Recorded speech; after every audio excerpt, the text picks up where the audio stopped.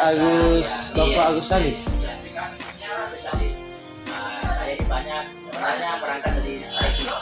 Saya sebagai teknisi juga, penyiar juga, sebagai programmer juga, banyak memberikan masukan kepada pemerintah kita yang ingin membangun radio. Jadi konsultan radio juga. Pertanyaan. Kalau misalnya kita sementara atau siaran terus terjadi kesalahan, bagaimana caranya banyak? Kesalahan dalam bidang apa? Kalau dalam penyiaran itu banyak hal yang menyangkut dengan kesalahan. Nah ini senior dan kita di radio. Jadi banyak menyangkut, kalau kesalahan banyak, ada namanya kesalahan teknis, ada namanya kesalahan jadwal, ada namanya kesalahan secara pribadi, person, ada juga kesalahan namanya kesalahan penyiaran atau kesalahan dalam penginformasian. Itu macam-macam. Kalau kesalahan dalam penginformasian itu kan sudah jelas aturannya, klarifikasi kembali, disampaikan kembali. Mohon maaf, informasi yang kami sampaikan pada tanggal sekian itu kami ralat. Nah, itu bentuk kesalahannya. Tapi kalau kesalahan lain bisa saja, misalnya kesalahannya adalah sebenarnya Balai Monitoring sudah menginstruksikan bahwa radio Anda beroperasi pada frekuensi 102, tapi kita tidak menaati itu. Nah itu juga kesalahan namanya. Jadi di radio itu banyak kesalahan itu dia. Itu namanya kesalahan mengikuti petunjuk aturan yang ada. Nah, sama juga misalnya kesalahan teguran dari KPD. Misalnya kesalahannya adalah laporan kau kalau pagi-pagi nama acaranya ini, tapi kok berbeda, itu kesalahan juga. Banyak kesalahan. Itu kekeliruan ya. Kita tidak bisa mengatakan kesalahan kekeliruan. Kekeliruan itu kan terjadi mungkin miskomunikasi. Nah, itu seperti itu. Untuk kayaknya kesalahan. Ada Teknik apanya ini? peliputan. Wah itu berarti berhubungan dengan dunia jurnalistik. Kalau yang namanya radio itu kan macam-macam segmen. Radio itu juga punya segmen. Sama dengan ketika kita membangun toko. Toko ini yang kita mau jual apa? Bahan untuk bayi kah? Pakaian untuk orang tua kah? Segmennya untuk menengah ke atasnya, menengah ke bawah kah? Nah, radio juga itu punya segmen. Apakah radionya segmen dia full untuk berita atau dia full blog? Kan media itu ada beberapa fungsinya. Di samping dia sebagai kontrol, dia juga sebagai profit dari uang. Kontrol dari fungsi itu ada. Tapi tetap media itu biasanya dikatakan sebagai pilar keempat demokrasi. Kenapa pilar keempat demokrasi? Karena dia juga menyuarakan apa yang menjadi keinginan masyarakat, juga memfasilitasi antara pemerintah dengan masyarakat. Kalau teknis terkait dengan misalnya peliputan itu sudah jelas pedomannya di undang-undang jurnalistik. Nah, misalnya 5 kemudian akurat beritanya, berimbang, verifikasinya jelas, mempunyai pengalaman dalam hal ini. Kalau sekarang ini kan pengalaman tidak dilihat dari namanya pekerja, tapi juga dilihat dalam bentuk formal, misalnya ada kompetensinya. Kompetensi bisa didapat dari pelatihan, workshop, atau dari lembaga yang dikeluarkan oleh Dewan Pers, namanya sertifikasi. Kalau masalah cara tata opening atau closing, itu namanya teknik penyiaran. Teknik penyiaran opening dan closing macam-macam. Opening pada saat ngomong radio atau opening pada saat mau pembukaan acara radio, juga namanya opening. Nah, opening dan closing. Nah, kalau terkait dengan penyiarannya, memang ada skill-skill khusus yang harus dimiliki oleh seorang penyiar. Di antara lain, saya sepakat dengan kata senior saya, kalau penyiar itu kita ini harus banyak tahu, bukan sok tahu ya. Harus banyak tahu. Beda. Harus banyak memahami. Harus banyak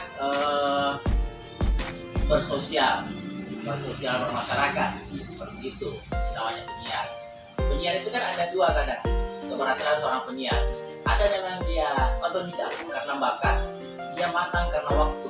Jadi istilahnya bisa ala biasa, karena dia biasa menyiar makanya dia bisa.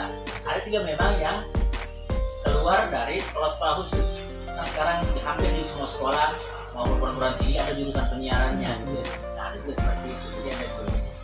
Tapi tetap berpedoman bahwa seorang penyiar itu harus dituntut itu.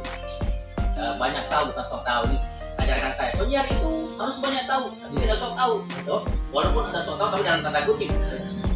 Itu saya masih ingat kata-kata besar pelatihan dia. Ini ada banyak sertifikasinya dia pada saat pelatihan. Nah, kita ini harus penyiar itu harus banyak tahu dan sok tahu dalam tanda kutip.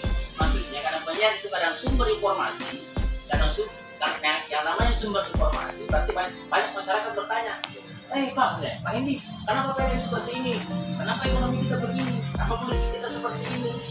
Penyiar juga itu. Penyiar juga masuk dalam kategori jurnalistik sebenarnya. Jadi salah orang bilang, wartawan itu yang cari-cari berita. Penyiar juga masuk dalam kategori jurnalistik karena dia melakukan kegiatan informasian, klarifikasi, verifikasi, masuk dalam wartawan itu macam-macam. Kita harus lewat critical thinking namanya. Critical thinking memang kritis. Nah, kemudian kita harus bisa membaca masa depan. Seperti kita bisa mengatur atau merencanakan apa-apa harus kita lakukan ke depannya. Tiga ini kita harus berkolaborasi. Ini kan salah dengan radio itu jelas berbeda dengan penyiaran yang ada di media sosial. Cuma memang sekarang itu penyiaran radio baik televisi, radio itu sudah harus menggunakan namanya media sosial. Artinya lembaga penyiaran harus melek IT, harus paham IT. Bagaimana memanfaatkan teknologi ini untuk lebih memperluas jangkauan siarannya. Karena namanya penyiar kan itu asalkan ada siar, menyiarkan berarti menyampaikan. Kalau kata rasanya ada siar berarti menyampaikan sesuatu kebaikan. Nah ini kan yang harus dipahami dulu tentang penyiaran itu. Terkait kelembagaannya, jelas kelembagaannya itu harus memiliki dasar hukum, memiliki dasar hukum seperti misalnya kalau lembaga penyiaran swasta atau LPS itu harus berbadan hukum yang namanya PT.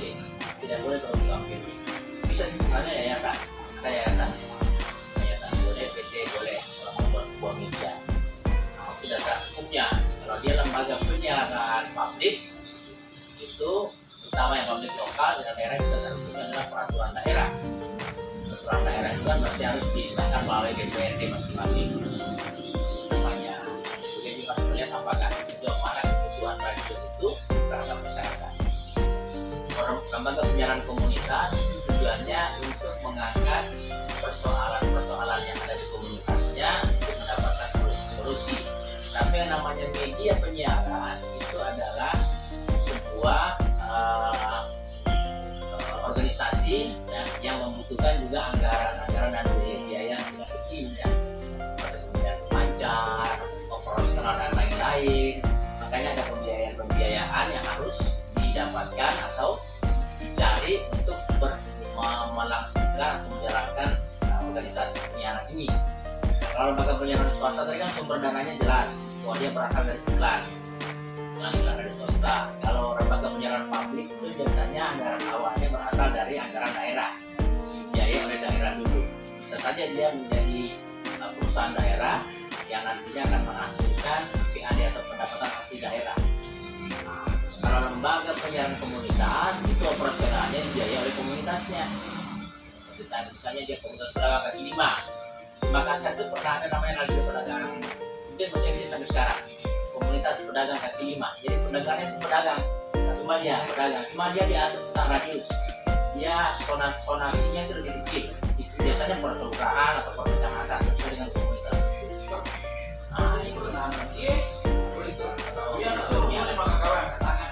Melanjutkan kuliah itu adalah bagian dari untuk ilmu dari ilmu.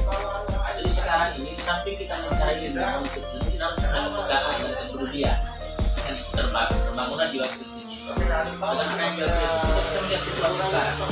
Tidak usah jauh kita tekan dalam hidup kita kan ingin langgeng ya, baik dari sisi ekonomi untuk menggapai cita-cita itu.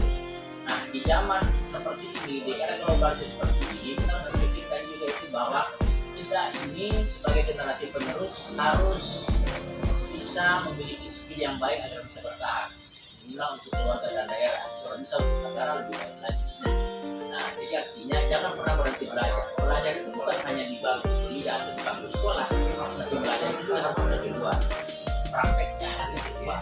Dengan belajar harus perbanyak silaturahim, perbanyak bersosialisasi, kemudian pintar melihat kondisi sekarang, kemudian apa yang kita pikirkan untuk memudahkan kondisi-kondisi yang saat ini. Misalnya ke dunia pendidikan masih terus ditinggalkan, apa yang terjadi. Coba lihat, semua orang-orang sukses itu kadang dia belajar dari sendiri, dorongan dari diri sendiri, motivasi sendiri, bukan dari bangku. Ada orang mungkin hanya tamat SMP saja, tapi dari sisi ekonomi dia mapan dan menguasai ilmu ekonomi. Sementara ada orang yang punya sederet tinggal di belakang dan tidak mampu melakukan apa-apa. Betul. Nah, jadi di sini artinya adalah pengalaman kita. Artinya dalam bersosialisasi, dalam bermasyarakat, kita harus punya dengan rasa. Bapak menyampaikan bahwa tidak ada orang yang tidak baik, hanya yang tidak cocok. Misalnya, tidak baik ini tidak benar, tidak cocok dengan dia. Dia baik. Semua orang baik. Cuma kadang kita tidak cocok dengan dia. Sama halnya dengan misalnya kotoran, mohon maaf ya, misalnya kotoran. Kotoran kan kalau kita lihat jijik ya, tapi kan dia bermanfaat untuk pupuk. Betul. Nah, sama dengan manusia. Tidak ada itu manusia yang menjijikkan, tidak ada manusia yang tidak baik, tidak hanya tidak cocok. Kita melihat itu nah, jadi ilmu itu ada di sekitar kita. Apalagi dengan adanya internet. Kita bisa belajar dengan memanfaatkan teknologi, bisa belajar dari lingkungan sekitar kita. Ingat, orang yang sukses itu adalah orang yang paling berdampak. Berdampak adalah orang yang mampu beradaptasi dengan siapa saja. Dia bisa bergaul dengan itu, bisa bergaul dengan orang ini, bisa bergaul dengan